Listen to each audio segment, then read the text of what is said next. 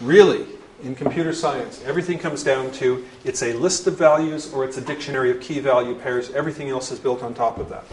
And yes, you can implement these as lists. Right? I could store, instead of storing birthdays equals Darwin was 1809, Newton was 1643. Thank you. Yes, you're laughing at the old guy's short-term memory problems. What's your name again? Why am I here? Okay. I could store this way.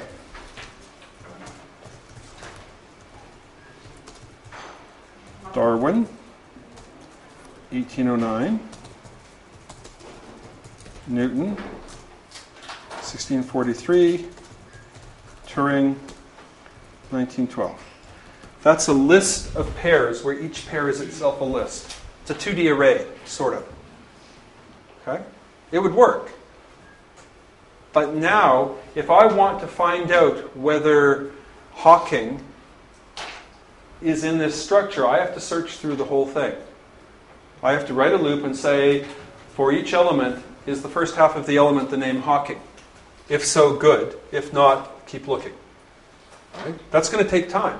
If I've got n elements in this list, my loop is going to run n times. Every single time I want to look a value up or put a value in. Because I can't just append a pair saying Hawking, comma, whatever Hawking's birthday was. Somebody's probably Googling that as we speak. No, I have to search to make sure it's not already there before I append it because I'm not allowed to have duplicate entries. Okay? That's slow. 1,000,000 entries means every time I want to touch this, I've got to do 1,000,000 things. The beauty of dictionaries is that the cost is uniform no matter how large the dictionary is. It costs 1 unit of time to look up a value or insert a value, no matter how big the dictionary is. It could be 1,000,000, it could be 100 million elements in the dictionary. And the cost to find one element or change an element is still the cost it was when there were only 3. Okay, if you've got a whole bunch of things that take 1,000,000 time steps, and you turn them all into one time step, you're going to notice the difference in the speed of your program. How did we get there? Well, we have episodes online to show you if you care. The 30-second explanation is we're doing something that programmers do all the time. We're trading space for time. This structure takes up more memory than this one, because we're doing extra bookkeeping behind the scenes for the dictionary so that access will be fast. So if you've got enough RAM, and it's not profligate, but it is greater than a simple list of pairs, if you can afford it in RAM, this is much, many times big, large, faster. Okay? But it's eating up more memory. This uses less memory, but is a lot slower. Except for extremely large problems. And we are talking hundreds of millions of items, billions of items these days. This is the better answer if you want key value pairs, if you want a simple database of things associated with names. Okay? Because, given the choice between spending money to buy an extra gigabyte of RAM for your laptop, or your program runs 10 million times slower, what does a gig of RAM cost? Anybody? Seriously, what does a gigabyte of RAM cost? 20, 25, right?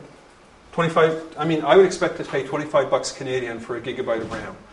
Okay, how many hours of your life is $25, which at today's exchange rate is about 15 pounds? How many hours of your life is 15 pounds worth? Seriously. An hour. I don't know what grad students get paid for marking papers these days. 15 pounds an hour? Something like that? More or less? About that. Okay, so let's say it's 15 pounds an hour. Okay. A factor of 1,000,000 in your program's runtime is probably going to be more than 15 pounds worth of your time by the RAM. Right? And that only crops up if you've got really, really large data sets. So, this is something we're going to spend some time on because it's just useful everywhere. Your programs get faster. They get easier to read. Birthdays, square brackets, Turing is a lot easier to understand than a 5-line loop that's looking to see if Turing is a key and if it is overwriting the value and if it's not appending a new entry. Right? Less code, runs faster. How can this be a bad thing?